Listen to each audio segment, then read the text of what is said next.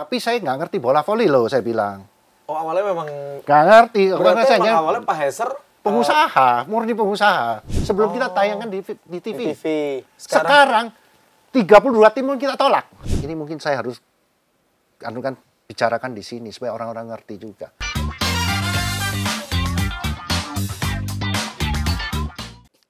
Halo, kembali lagi di podcast Si Jago Voli. Sekarang kita akan juga mengundang, kalau biasanya kita mengundang atlet ataupun juga pelaku voli tanah air. Nah, kali ini agak sedikit berbeda nih. Karena kita akan mengundang ada pengusaha juga berkecimpung mengurus voli hampir 3 dekade.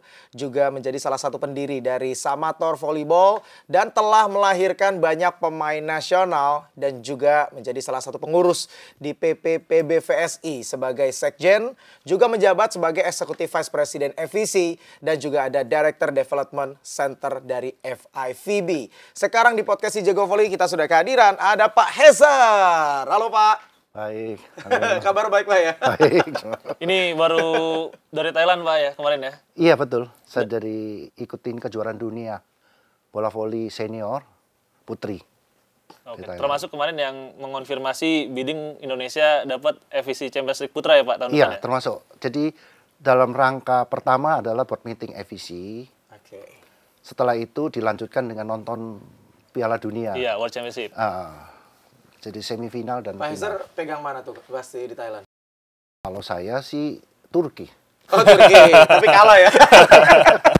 Oke. Nggak, kurang mujur. Ya. Tapi permainan itu cukup bagus. Iya. Jadi semuanya 3-2-3-2. Iya betul. 3-2-3-2. Dan yang menakjubkan lah. Kalau sudah sampai final itu kan tergantung nasib juga dan mental. Oke. Ini mumpung lagi satu pertanyaan nih Pak. Bapak kan kemarin juga ikut di FEC di Bangkok kan. Nah masih simpang siur nih mengenai kota mana nanti bakal ditunjuk untuk Indonesia jadi tuan rumah. Sudah diputus itu di Pontianak. Oke, Kalimantan Barat. Kalimantan Barat. Karena selama ini boleh dikatakan kejuaraan internasional kalau nggak di Surabaya atau Jakarta, pernah di Jogja. Nah sekarang kita coba di luar pulau, yang mana kita kan harus menyebar. Ya. Sebetulnya saya juga berkeinginan untuk kayak Civilik di Sumatera Utara. Oh Medan. Cuma karena gornya belum siap, jadi ya kita tunda dulu. Oke. Jadi ya supaya pemerataan lah. Iya, semuanya ngerasain ya Pak ya, bisa nonton timnas ya Pak di ya? Indonesia. Nah Pak Heser, sebelum mungkin kita akan mulai bahas dengan pertanyaan-pertanyaan yang simpang siur, karena kan sekarang banyak yang simpang siur nih di media sosial terkait PBVSI. Saya pengen tahu juga mengenai background dari Pak Heser ketika akhirnya memutuskan bahwa olahraga bola voli ini menjadi salah satu olahraga favorit dari Pak Heser dan akhirnya mulai berkecimpung di dunia voli dan menjadi sekarang sekjen di PPPBVSI. Jadi gini, pada tahun 1996 itu saya diundang oleh Pengprov PVSI Jawa Timur.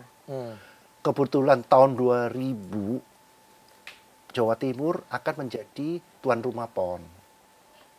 Tahun 2000 ya? Tahun 2000. Nah, beliau itu kan sebagai Pengprov. Ingin berprestasi supaya Pengprov itu tuan rumah bisa mendapatkan medali emas. Oke. Nah, begitu saya dipanggil, saya tanya, yuk, dia bicara dengan saya, bukan kawan kan. Dia bicara, yuk tuh jangan jadi pengusaha, hanya pengusaha tuh sekali-sekali bantulah negara ini, bantulah bola voli ini, berkontribusilah terhadap perkembangan olahraga di nasional. Maka dari itu, oke, tapi saya nggak ngerti bola voli loh, saya bilang. Oh awalnya memang Nggak ngerti. berarti emang awalnya Pak Heser pengusaha, murni pengusaha. Jadi masuk nggak jadi suka bola sponsor voli. sebenarnya Pak awalnya Pak? Bukan nggak suka, tidak mengerti bola voli. Oh, Jadi nggak masuk ngerti. awalnya itu diajak jadi sponsor sebenarnya Pak? Bukan jadi sponsor. Berkontribusi. Berkontribusi. Ya, jadi- Berkontribusi terhadap olahraga nasional. Oke. Salah satunya bola voli. Nah, kebetulan bola voli itu kan dibawa kepolisian. Oke. Ketua Pengpornya Kapolda. Karena beliau kan sebagai teman dengan saya disuruh ikut kontribusi di bola voli. Ya saya bilang, Pak, saya belajar dulu ya. Karena itu kan masih 4 tahun. Iya. Nah, untuk mendapatkan medali emas itu kan tidak semudah membalikkan tangan. Maka saya dirikanlah pada tahun itu kita mulai dirikan bola voli amator, belajar. Dan kenapa kok saya interest terhadap bola voli? Karena saya berpikir bola voli ini kan satu olahraga tim. Jadi salah satu pemikiran saya langsung iyakan karena ini olahraga tim. Filosofi sama dengan perusahaan. Jadi ada libero, ada outside hitter, ada middle blocker, ada opposite. Itu kan semua bagian-bagian menjadi satu supaya bisa menjadi juara. Sama dengan perusahaan kan tidak hanya dari marketing aja, harus dari produksi, dari menjadi satu, sinergi jadi satu, baru bisa berhasil. Oke, saya dan ada satu lagi yang menjadi interest saya, itu bola voli lebih lebih istilahnya itu tidak banyak di lapangan ini, tidak banyak konflik di antara pemain. Karena ada pemisahan net.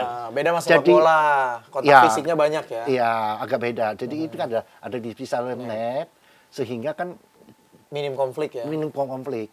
Itu kan lebih kondusif lah istilahnya di pertandingan. Kalau di lapangan ada konflik, nanti di atas kan jadi bisa potensi loh, bukan potensi kan bisa konflik. Nah, itu kan membuat saya tertarik terhadap bola voli. Oke, tapi menarik nih Pak, kan gini, diminta bantuan untuk kontribusi karena Jatim mau jadi tuan rumah di tahun 2000. Iya. Ya kan saat itu. Kenapa kepikiran bikin akademi Samator malah tiba-tiba? Iya, karena bola voli, saya ditunjuk untuk bantu bola voli, jadi saya harus langsung bikin akademinya? Akademinya, belajar. Kalau masih ada 4 tahun kita ada waktu untuk belajar. Karena idenya di 96 saat itu ya. Iya, 96 dipanggil. Jadi ada 4 tahun menuju 4 2000. Tahun, belajar. Ya dari sanalah saya belajar bagaimana manage. Karena saya nggak ngerti bola voli, cara hitungnya nggak ngerti. Apalagi mau jadi tim manager. Saya ditunjuk sebagai tim manager. Di Samator atau di Jawa Timur Jawa itu? Timur. Oke. Sebagai tim manager. Nah, wah banyak dinamikanya lah, mulai pemilihan pemain, pemilihan pelatih. Jadi ada dinamikanya juga karena waktu itu di sana ada pelatih Samator, tapi akhirnya kita nggak pilih. Oh, yang buat Pon Jatimnya beda. Jadi saya lebih suka pelatih netral. Karena pelatih ini adalah kunci keberhasilan tim. Kalau tidak netral, repot. Untuk milih pemain ya? Ya. Oke. Dan bukan hanya pemilihan pemain, secara manusiawi ya, kita bicara secara manusiawi ya. Andai kata itu pelatih Samator, dijadikan pelatih Jatim, dia secara manusiawi akan memakai pemain Samator. Akan lebih condong ke sana. Lebih condong ke sana. Biarpun jelek-jelek dikit, dia tetap yang dimainkan sana. Kalau udah punya rasa seperti itu kan udah nggak objektif lagi. Nggak objektif lagi, sehingga tim kan untuk menuju sukses itu kan lebih berat ya. Lebih berat. Oke, jadi pertama kali kenalan sama voli sebenarnya 1996 ya Pak? Sebenarnya sebelumnya saya juga tahu, cumanya kan nggak karena ditunjuk voli ya ditunjuk. Tapi akhirnya dalam ini kecebur makin dalam ya Pak. Sampai sekarang juga masuk ke PBVSI. Nah kalau di PBVSI sendiri Pak Heizer nih sejak kapan Pak? Sampai sekarang bisa jadi sekjen? Jadi gini, karena saya punya prestasi tahun 2000 itu putra-putri dapat emas. Yang Jatim. Oh, oke. Makinlah ketagihan ya. Oh, ternyata bisa dapat emas.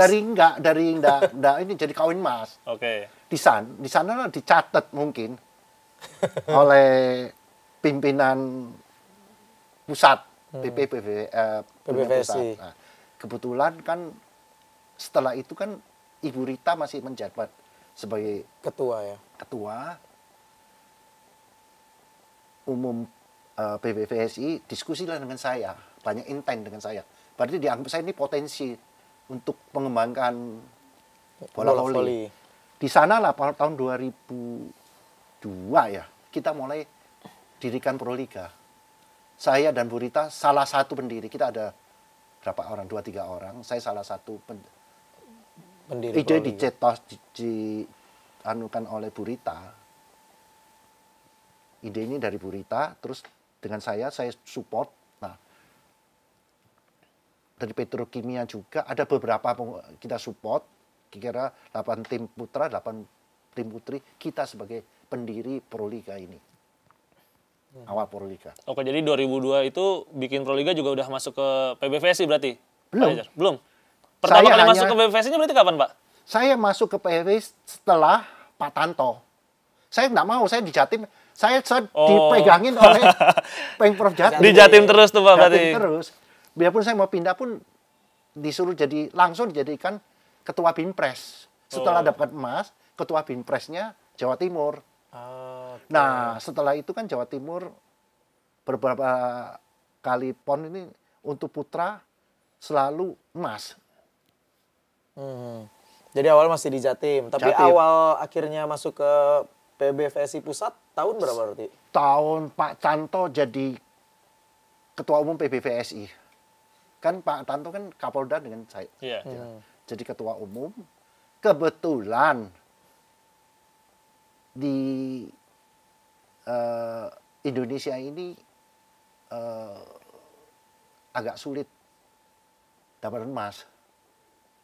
Oke, untuk di Di SEA Games. SEA Games. SEA Oh iya betul, karena Indonesia kan putra juga baru mungkin 3 SEA Games terakhir Pak ya? Enggak, jadi waktu itu saya ditunjuk waktu SEA Games di Thailand. Itu tahun berapa ya di Thailand SEA Games ya? 2008 atau Nggak tahu, 2006? saya lupa. Saya ditunjuk jadi tim manager. Di Lala berprestasi juga. Putra langsung dapat emas. Oh. Sebelum Filipina nggak dapat apa ya? Nggak dapat emas. Langsung dapat emas. Dilanjutkan ke SEA Games Laos. Dapat emas lagi. Itu 2008 sama 2010 kalau nggak salah, Iya, Pak ya? ya. Dapat emas lagi. Setelah itu, ya masa aku jadi tim manager terus.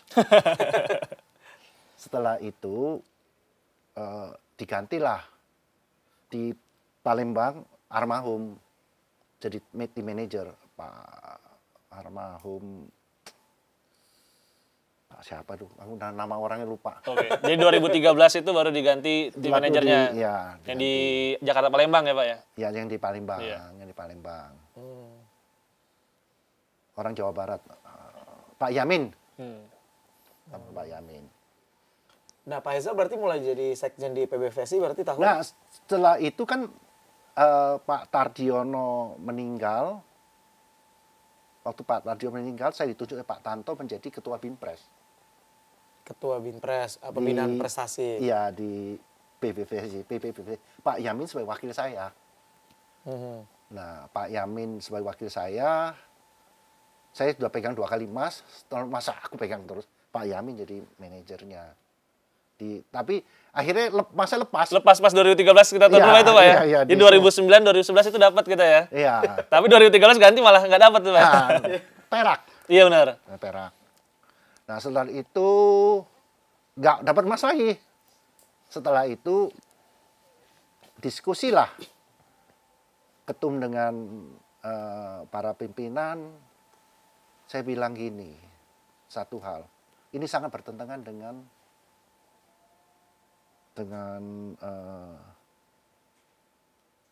suara nasional lah. Kalau para pencinta bola voli di ini, terutama pengurus-pengurus daerah, bukan anunya netizen tapi Pemprovnya, Pak ya?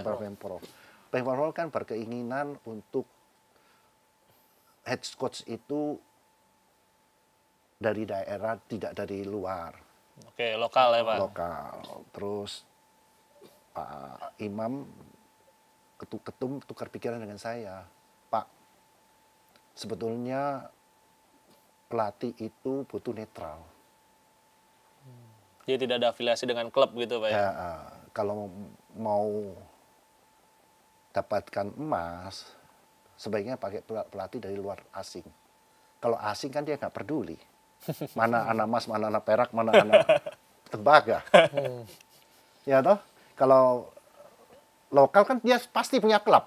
Punya Iya. klub. Dan dia pasti ambil dia punya ini. Biar dia netral lah. Hmm. Waktu SEA Games di Filipina. 2019 ya Pak ya.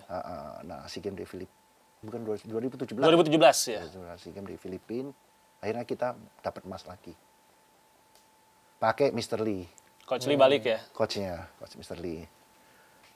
Terus 2019, kan COVID ya? Covid. Iya benar, 2019 Manila Pak. Manila. 2019 Manila, Iya. 2022 sama 2023 ya. Iya, 2002. Seharusnya 2021. Iya, harusnya 2021. Ya, 2019 betul. Iya. 2019. Nah, terus COVID. Terus jadi 2020 ya di Vietnam. Iya.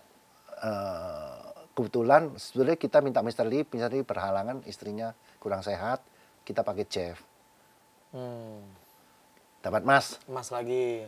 Terus 23. 2021 Tiang Kamboja. Kamboja Iya. 2023 ya. 2023 Kamboja ya. Iya betul Pak. 2023 Kamboja. Kamboja dapat emas lagi Iya. 3 kali betul-betul.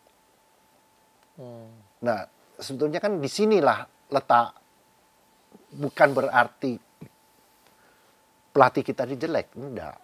Cumanya ya Lebih ke objektivitasnya itu ya Pak ya? kalau saya berpikir loh, ini pendapat saya, tapi kan enggak semua. Kita kan susah mendapatkan coach yang netral. Kita nggak tahu isi hati orang ya. Tapi kita lebih baik ya, udah. Sebetulnya bukan nggak ada mungkin ya ada. Semua orang ada yang netral sih ada. Cumanya kan daripada ambil risiko, udahlah pakai coach asing. Jadi benar-benar akan lebih objektif karena memang mungkin ya nggak tahu gitu nih pemain dari mana yang dia tahu kan perform di lapangan. Nah itu yang akhirnya diputusin buat masuk ke timnas. Nasional timnas. Dan ya juga budaya ya kembali lagi ke budaya kita Pak ya. Tapi ini juga agak sensitif sih. Sebetulnya pemain-pemain kita itu lebih menghormatin orang asing. Oke. Tapi tidak semuanya begitu. Iya. Ada lah. Ada beberapa Lebih respect ke pelatih asing. yang sepertinya kan lebih berpengalaman atau pengetahuan terhadap voli modern mungkin. Gitu. Oke, tapi ini kalau di PBVSI Pak, mungkin banyak juga yang belum tahu sebenarnya. Tugas sekjen kalau di federasi itu apa aja sebenarnya Pak Heser? Tugas sekjen itu kan pertama adalah ya jalannya organisasi sehari-hari. Baik itu dari segi keuangan, jadi saya mengkoordinasi dari ketua. Ada ketua organisasi, ketua marketing, ada pertandingan ini itu. Bagaimana organisasi ini bisa jalan dengan baik. Pembinaan, itu tugas sehari-hari. Oke, jadi hampir semua kegiatan di federasi itu ada keterlibatan dari sekjen. Iya, kita monitor lah. Membantu ketua umum. Oke. Jadi seperti perpanjangan tangan ketua umum, Pak ya? Pelaksana. Pelaksananya ya? Bukan semua kan dari ketua umum. Iya. Tapi Sekjen saya yang menjalankan. Tapi termasuk surat menyurat apa segala kan kalau semua ke ketua umum kan. iya. Kalau yang diperlukan ke ketua umum langsung. Iya, tapi ini kan berat juga, Pak. Jabatan sebagai sekjen gitu, Pak. Ya, sejauh ini tantangannya apa aja sih, Pak? Tantangannya gimana ya? Ini pasti berat banget, Pak. Soalnya narik napasnya panjang tadi, Pak. Ya memang kadang-kadang itu banyak sih bagaimana kita itu supaya prestasi tim kita ini kan naik terus. Itu tantangannya yang paling berat dan yang paling tidak mudah. Itu yang tantangan yang paling berat, bagaimana kita bisa harus punya mimpi. Tapi kalau mimpi terbesar, plan jangka panjang kalau dari federasi? Kita itu dari ketua umum ke saya bahwa bagaimana kita itu harus bermimpi setinggi langit. Paling tinggi adalah Olimpik. Oke. Oh, oke. Lolos Olimpik. Iya. Lolos Olimpik itu aja tidak mudah loh. Harus 16 besar. By ranking sekarang. Iya. Nggak mudah. Harus di Asia itu kan harus 4 besar. Oke. Targetnya berarti Olimpiade tahun berapa? Brisbane masih Brisbane. 7 tahun lagi. 2032 berarti Pak ya? 2032. Seperti kita waktu yang lalu saya target di PON itu kan 4 tahun. Iya. PON kan masih kecil. Masih kecil lingkupnya ya Pak? Lingkupnya Nasional. ya, provinsi ya, Iya. nasional. Tapi ini kan dunia. Dunia kan itu kan luar biasa. Ya artinya ini jadi tantangan juga Pak ya, 2032. Jadi tantangan terberat adalah dari segi fisik. Oke. Secara tinggi badan, Genetik kita ya. genetik kita itu Nggak tantangan tinggi. paling berat. Nah, tapi kita tidak perlu berkecil hati. Orang Thailand putri bisa masuk, Ya, betul. Jepang Putra ya, Putra-putri. 4 besar, Ya. putra putri, China memang tinggi. China tinggi, Pak, beda itu mah. Tapi yang saya paling anu kan adalah Jepang. Ya. Saya banyak diskusi dengan Jepang juga sih. Hmm. Saya banyak diskusi dengan Jepang. Tapi sejauh ini ada ini nggak Pak? Maksudnya target sebelum akhirnya ke Olimpiade Brisbane itu kan tahun 2032. Tapi mungkin 2-3 tahun achieve apa yang ditargetkan sama PBVSI? Karena saya sebetulnya juga mengharapkan sebetulnya untuk putra kita bukan cuma bisa bersaing di Asia Tenggara, tapi juga di Asia. Putri juga akan lebih rutin lagi, juga bukan hanya akhirnya kita sekarang kan putri kita kesusul nih Pak ya. Dari Filipina kita semakin jauh dengan Vietnam, apalagi dengan Thailand. Nah kalau target mungkin sebelum nanti Olimpik di Brisbane 2-3 tahun gitu, plan dari PBVSI gimana nih Pak? Jadi gini, itu saya harus bicara dari awal. Oke. Pembinaan kan dilepas dari dana. Ya. Kedua, pembinaan kan tidak lepas daripada populasi populer atau tidak olahraga ini. Oke. Kita PBVSI kalau dilihat sebelum 3 tahun yang lalu itu kan boleh dikatakan bola voli itu kan tidak sepopuler sekarang. Berbeda dengan Thailand atau Vietnam Ya. atau Filipina. Mereka kan sudah jauh di depan, di belakang itu kan udah populer. Udah kelas dunia, apalagi Thailand. Nah, kita ini sangat amat hari ini ya. Terus terang aja, kebetulan bukan saya memuji-muji atau bukan, tapi Oke. kita itu sejak 2022 kita mulai Support moji penuh ya. disupport oleh video.com waktu itu video.com ya. Video.com, Moji. Moji itu kan mulai kan tiap hari mulai ini itu. Nah, populasi populernya bola voli kan boleh tahun ini langsung melanjak. Kalau zaman dulu Sebelum 2022, sebelum COVID. zaman 2022 kita mau masuk TV pun bayar 2,5 M. Jadi bukan dibayar malah bayar Pak Kita ya? bayar Ini per apa Pak? Per pertandingan, per bulan atau per pertandingan. 2,5 M? Kita hanya ikan blocking time. Wah. Ih, mahal juga. Pantesan dulu tuh siarannya cuman weekend doang. Weekend Iya. doang dan siang. Yang murah Pak ya kalau Yang siang ya murah Pak? lagi. Ih, per pertandingan 2,5 miliar Pak ya? 2,5 miliar kita bayar. Bukan pertandingan, jadi per apa ya? Per hari. Per hari pas waktu final Oh, oke. putra putri. Jangan kita blocking time. Hmm.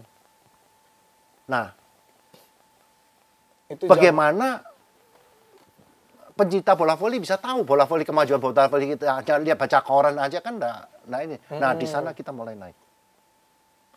Mulai naik.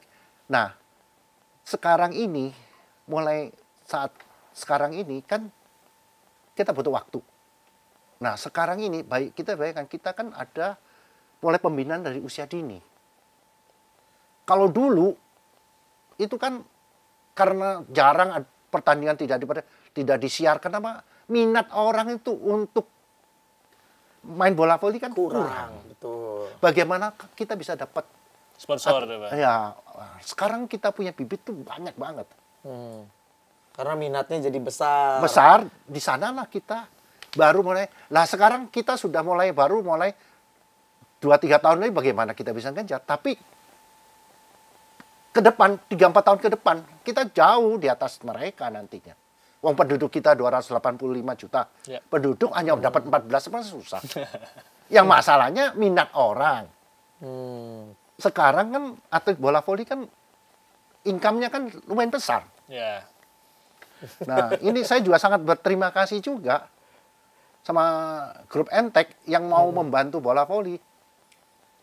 Sehingga kita itu mulai tidak susah untuk mendapatkan bibit-bibit bola voli. Oh, saya malah baru tahu loh sebenarnya. Jadi ternyata sebelum diambil sama Emtek, kalau tayangan Proliga sebelum 2022 bayar. Ternyata dari PBVC bayar ya. Baik yang di Kebonjeruk atau Pulau Gadung, Pak ya. Tapi kalau sekarang ini benar-benar semua pertandingan bisa disaksikan Pak ya. Jadi bukan cuma Proliga, kita lihat juga sekarang Live Volley Divisi Utama, Live Volley Divisi 1, bahkan kejuaraan U17, U19. Nah itu pada akhirnya sepertinya juga membantu makin banyak talent pool yang dimiliki oleh PBVC ya. Karena sekarang juga PBVC mulai aktif mengirimkan timnas-timnas junior Pak ya. Ya. Nah sekarang ini Pak, sebelumnya Pak, kita adakan U19, biar ditebak berapa tim yang berapa ikut. Berapa Pak dulu? Nggak sampai 5. Oh, oke. Nasionalnya itu Pak Nasional. ya? 5 tim. 5 tim, maksimum dulu. 8. Sebelum kita tayangkan di TV. Sekarang 32 tim pun kita tolak. Kebanyakan sekarang Pak. Kita batasin, tiap provinsi itu 2 tim. Sekarang Itu 32. mereka 32 pun kita batasin 32. Kalau enggak bisa lebih dari 32. Lebih. Oke. Bisa siaran nanti dari jam 7 pagi sampai jam 12 malam kalau itu. Sekarang kan Bapak lihat 32 terus Iya. mulai 2-3 tahun ini kan. Iya. Itu pun karena dibatasi. Karena dibatasin. Kalau kita nggak batasin, nah karena banyak tim kan banyak pilihan kita. Tapi kan itu kan belum bisa langsung mau skala nasional, skala dunia kan kita kan perlu waktu untuk mempoles mereka menjadi ke atas. Oh, jadi sekarang apa namanya dengan exposure yang juga semakin besar ya kan dari Emtek Group sejak 2022 minatnya udah makin banyak, talent pool-nya akhirnya juga secara nggak langsung akhirnya makin banyak sejak 2022 dibandingkan dengan sebelum 2022 Pak ya. Ini pun saya pribadi juga harus berterima kasih kepada salah satu pimpinan tinggi Emtek yang menjadi ketumnya PBVC sehingga dapat support juga. Lebih mudah ya Pak ya? Iya, lebih mudah. Jadi ya mungkin orang-orang juga nggak ngerti gitu loh. Tapi ini kalau di Emtek bayar juga atau gimana? Jadi kita belum tahu kan? Selama ini pembinaan maupun event pertandingan semua dari grup Entek. Oke. Kita tidak ada dari luar. Adalah dari mungkin hanya dari bola, dari itu kan kecil. Dari baju ada supportnya ya Pak ya? support dari bola, dari baju aja yang ada kaitan dengan bola voli. Oh, sekarang ditayangin justru yang cover semua biayanya dari Emtek. Jadi kita dapat dari Imtek untuk penyelenggaraannya ya. Jadi kekurangannya daripada itu banyak dari pribadi ketum dan saya. Oke. Sebagai menutupin. Karena kan nggak bisa semua kita harapkan dari Emtek juga. Jadi kalau jadi pengurus tuh malah banyakkan nomboknya Pak ya? Kita udah tombok puluhan tahun. Ya bisa lah, siapa lihat anak-anak bisa jadi juara. Ya, dibalasnya dengan itu ya Pak ya? Dibalasnya dengan kebanggaan itu Pak ya? Kebanggaan itu. Dari kebanggaan itu. Yang saya sayangkan itu adalah mestinya ada satu hal. Kenapa kok kita sulit minta sponsor dari perusahaan? Ini mungkin saya harus bicarakan di sini supaya orang-orang ngerti juga. Perusahaan itu susah. Begitu dia pakai CSR, bantu kita, CSR ya bantu. Itu dikenain pajak juga. Oke, jadi CSR pun kena pajak kalau untuk jadi sponsor. dapat pajak. Iya, kita kan pajak. Jadi perusahaan ada enggan menjadi sponsor. Saya sudah beberapa kali bicara dengan Ketua KONI, dengan Menpora, cobalah dipikirkan dari negara gimana kalau olahraga itu dimasukkan juga dari bisa pakai dana CSR perusahaan. Contohnya kan CSR hanya dari agama, dari mana itu. Olahraga belum salah satu termasuk. Sehingga kalau ke umum itu agak sedikit kesulitan. Kecuali tim-tim itu jadi PT yang bisa dibiayakan sebagai promosi. CSR-nya masuk gitu, Pak? Nggak bisa CSR, jadi sebagai biaya marketing. Oh, biaya sponsorship. Nah, sponsorship kan kalau tetap ada, contohnya PBSI kan negara, organisasi yang non-profit. Iya. Jadi kan tidak bisa, kecuali PBSI jadi PT PBSI. Nah, itu bisa sebagai sponsorship. Itu yang harus kita rombak. Tapi kedepannya ada arah mau ke sana, Pak? Untuk bikin PT yang khusus buat sponsor dan marketing. Ke depan ada, tapi masih kita godok dulu lah. Ke depan ada. Jadi mungkin buat gambaran ya, kalau di sepak bola itu dipisahkan itu Pak ya? PT. Antara PSSI dengan PT Garuda Sepak Bola Indonesia, PT GSI. Itu bisa dapatkan sponsorship. Oke. Jadi kedepannya ada arah juga pengen juga kita. Seperti itu ya? Kalau selama ini semua cabang olahraga tidak dirubahkan jadi hanya sebagai organisasi non-profit, itu sulit. Mungkin konfirmasi juga, berarti bakal panjang Pak proyek dari Jakarta Garuda? Jadi ada upaya sebenarnya untuk memasukkan generasi muda lebih cepat yang kemudian nanti diharapkan masuk usia emas Pak ya? Iya, masuk usia emas. 2032. Sudah siap. Federasi ini kayaknya maksa banget sih Mega buat bisa tampil buat ini. Nah ini gimana nih Pak Hezar? Karena kita juga harus meluruskan kan hal tersebut kan.